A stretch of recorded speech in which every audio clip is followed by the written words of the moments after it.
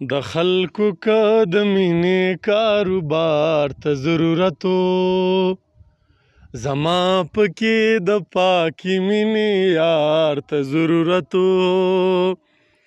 ځواني وه ښکلاګانې وې سپرلي و رنګینې وې ځواني و ښکلاګانې وې سپرلي و رنګینې وې